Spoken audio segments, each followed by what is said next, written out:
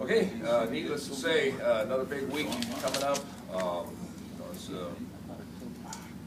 Each week is kind of going to have that flavor to it. Every game becomes important. Everything's magnified with each step you take, and we're feeling good coming off the Eastern Illinois win, but we definitely have to put that game behind us and get ready for Southeast Missouri. Their game with Kansas was definitely extremely impressive, and they're a team that I think is a contender in the Ohio Valley, so we're taking them very seriously. So we'll open it up to any questions that you have and see what I got. How do you feel like Saturday's win kind of validated you guys as a team, and just what you guys are hoping to do as a team goal-wise? Well, each week you find a little bit out about yourself. And that was the big thing with Eastern Illinois. You really hadn't been tested, so we were tested big time against Eastern Illinois, and our guys responded in a positive way. We had a good second half after a first half that was kind of a give and take type of situation. So that first test passed, but each week is going to be unique in itself as far as the challenges. Even just handling some success is going to be another challenge for us. Making sure we stay focused in our preparation and do all the things that we did leading up to the Eastern Illinois game. We got to do it again here in Southeast Missouri. What impressed you in particular about the Red Hawks in the second half of their game against Kansas? Well, number one, being where they're at, we're very familiar with their personnel, and they have good players. You look at Schneider at quarterback, extremely impressive. The throws that he was making, the strength of his arm, his mobility. I've seen him develop over the past several years, and he's a pretty impressive quarterback. McRoberts, very well, could be the best receiver that we face on the season. The plays that he made against Kansas were big time, and then you got Spencer Davis, another receiver, another playmaker for them, all-time leader for kick returns at Southeast Missouri. Then you got a running back core. They've been known for kind of the option type game, so they're loaded at the running back position. They got an offensive line that returns most of their starters from last year. Defensively, they made a couple changes going into this year, but again, they have a lot of experience returning. Last year, they were a young football team. This year, they're paying some benefits, seeing some benefits from that experience. So they're a very good football team. Did Coach Duke, did he come in and change things up a lot systematically, or? Well, you do what you need. You put your system in place, and you run the offense you want to run and the defense that you want to run. So, that's exactly what they've done. And the thing, they're well coached, and there's a connection there with SIU that we respect, and we definitely know that they're going to come in and compete very, very hard, and it's just going to be one of those battles again where it's going to go down to the end probably. Now, how would you describe this regional rivalry, what it's turned into? Well, it is heated. It's one of those games where you like having the upper hand. You don't want to go through the year with the loss, and especially on the recruiting front. We both recruit St. Louis quite a bit, and you try to get any advantage you can in the recruiting end, and this game is one of those games that can help you on the recruiting front. How similar is their 3-4 to your 3-4, Dale?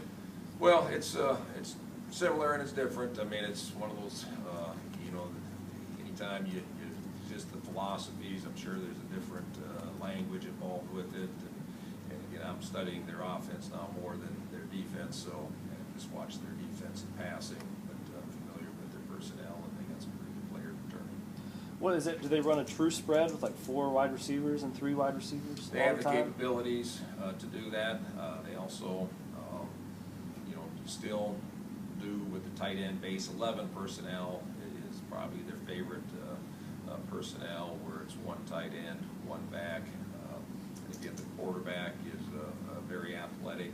A lot of similarities to what Eastern Illinois was doing. You guys were ranked 20th in the Sports Network poll today. Coaches poll's not out yet. Do you guys pay attention to those rankings at all? Yeah, that was the first I heard of it. So again, it's just too early in the season to get too hung up on it. And you know, each week is going to affect the next week. So you know, hopefully we can keep climbing is the one thing that you want to do. You know, they struggled a lot with penalties and turnovers. Do you feel like you guys will be able to force some turnovers against them? Well, again, we do what we keep focus on us. You know, they're going to keep the focus on themselves. Not something they need to clean up is you know, with penalties and with turnovers. You know, any team, that's just the mode that you're in.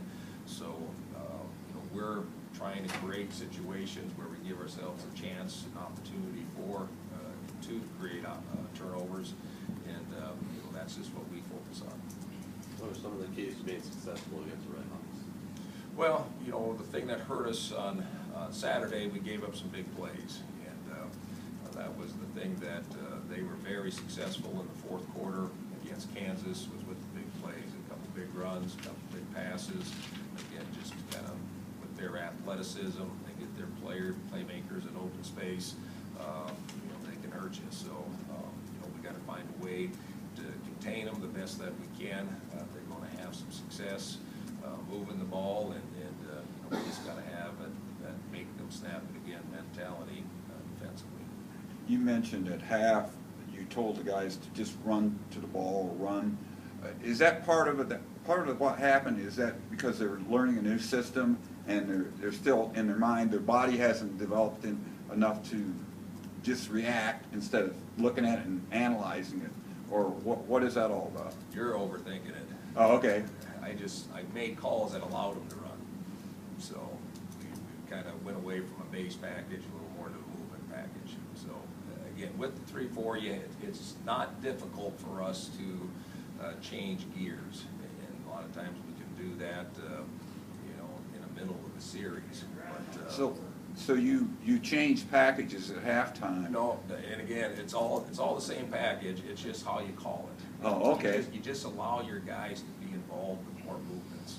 So when you get them running, then I think that's how we play well. So we're first half. Now we were very good in the first quarter, and that's what happens in a game.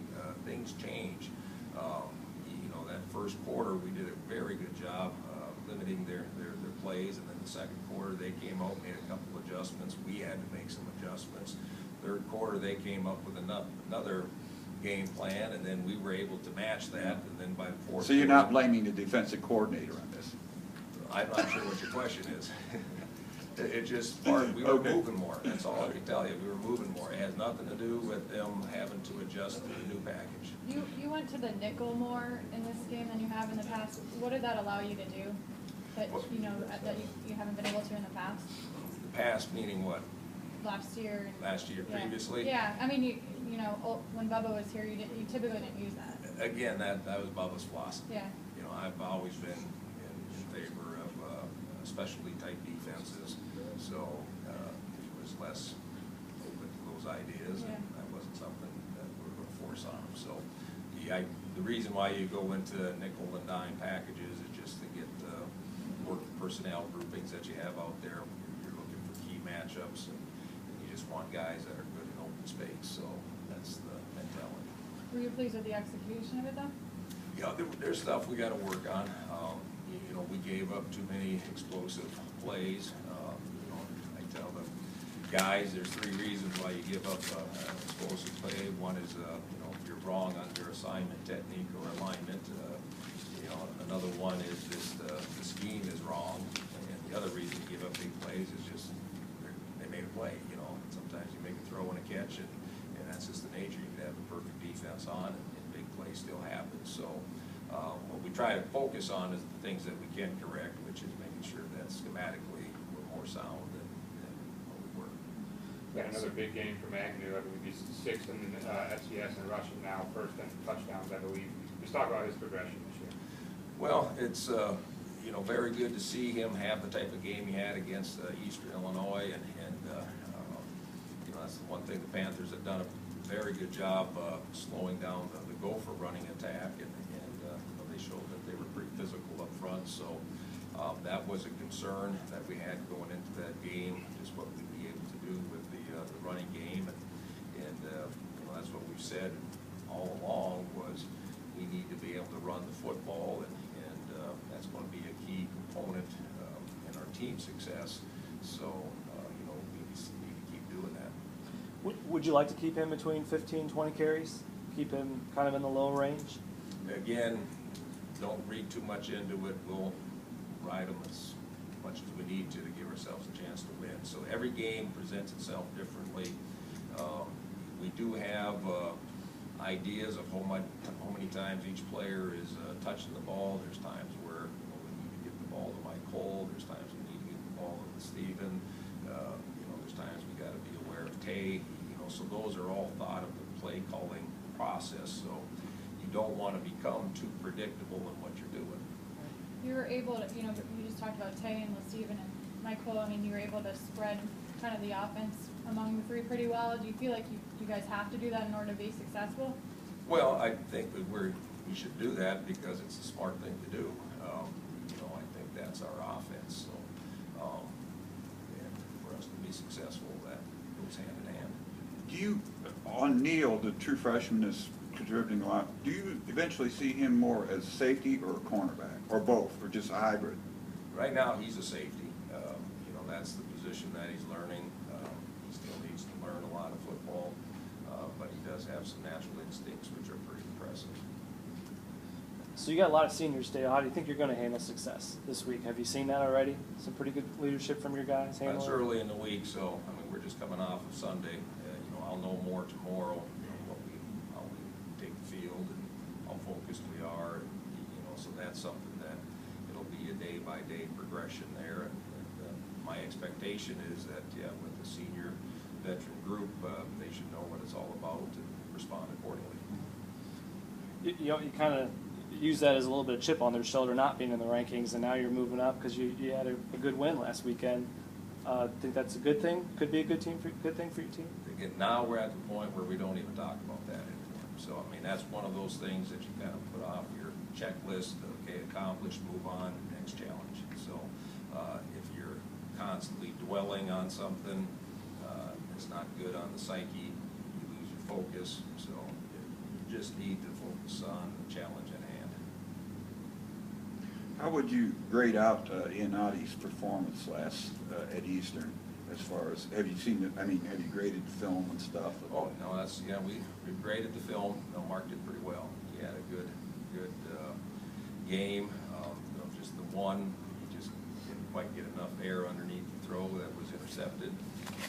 But other than that, if you look at his completion percentage and the decisions that he made some checks that were very impressive at the line of scrimmage that normally a veteran quarterback that's been in your offensive system a couple of years would make.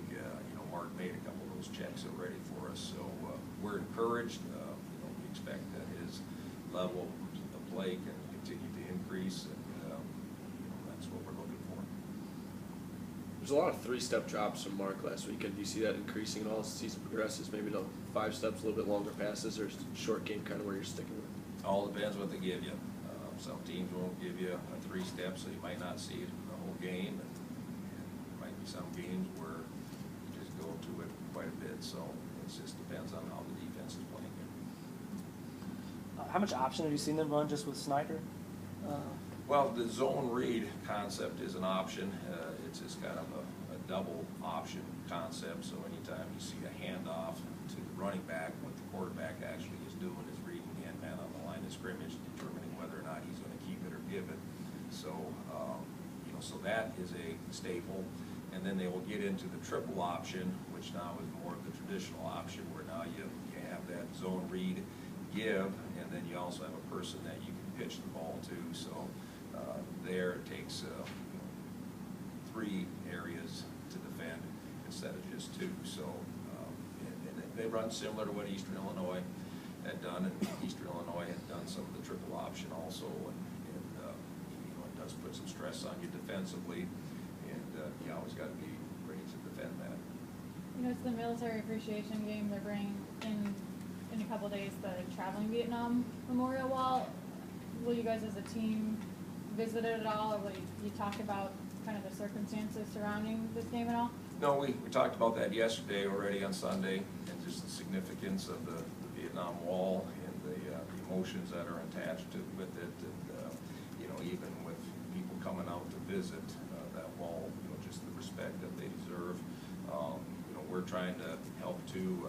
They are going to have individuals guard the wall throughout the 24-hour period, and that's something just today too that we looked at, maybe having some of our players standing guard during that time too. So you know, I think it's very special, and you know, it's an honor to have that here in Carbondale.